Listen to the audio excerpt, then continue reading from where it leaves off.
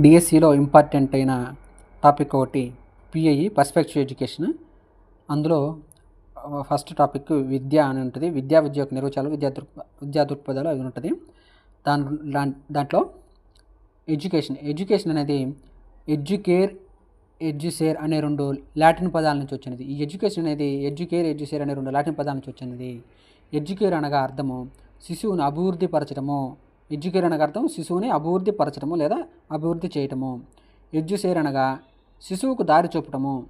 ఇది last time TET డిఎస్సిలో అడగడం జరిగింది. ఎడ్యుకేర్, ఎడ్యుసేర్ అనే పదాలని అర్థాలు శిశువుకు దారి చూపటము, శిశువుని అభివృద్ధి పరచడం అనేది డిఎస్సిలో అడగడం జరిగింది. నెక్స్ట్ ఎడ్యుకేషన్కి మళ్ళీ ఇంకొక మీనింగ్ ఉందన్నమాట. జ్యూకో. అంటే అవుట్ ఆఫ్ అని, జ్యూకో అంటే టు బ్రింగ్ అప్ అని, అంటే వృద్ధిలోకి తీసుకురావటం లేదా దారి చూపటము. శిశువుని వృద్ధిలోకి తీసుకురావటం లేదా శిశువుకు దారి చూపటము టు బ్రింగ్ అప్ అంటే. నెక్స్ట్ నిర్వచనాలు. ఈ నెక్స్ట్ చెప్పుకోదగ్గని ఇంపార్టెంట్ ఏంటంటే నిర్వచనాలు చాలా చాలా ఇంపార్టెంట్ అనమాట. కనీసం ఒక నిర్వచనమైనా అడగడం జరుగుతుంది. మానవుడు నిర్మలంగా ఉండటకు దారి చూపేదే విద్య అని చెప్పింది ఫ్రోబెల్ అనమాట.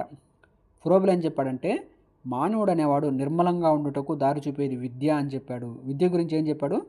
మానవుడు నిర్మలంగా ఉండుటకు దారి చూపేది విద్య అని ఫ్రోబెల్ చెప్పాడు. నెక్స్ట్ తప్పును తరిమి సత్యాన్ని అన్వేషించేదే విద్య అని సోక్రటీస్ చెప్పాడు.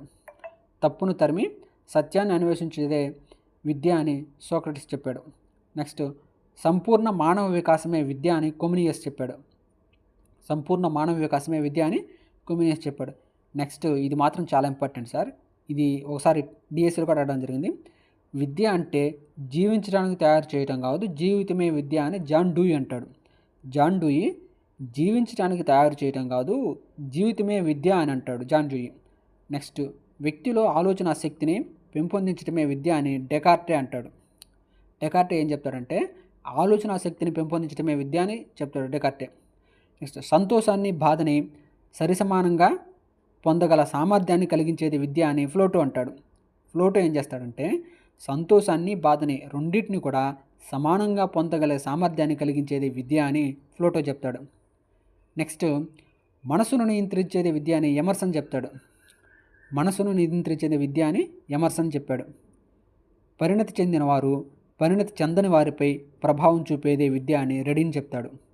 పరిణతి చెందినవారు పరిణతి చెందని వారిపై ప్రభావం చూపేదే విద్య అని రెడిన్ చెప్తాడు.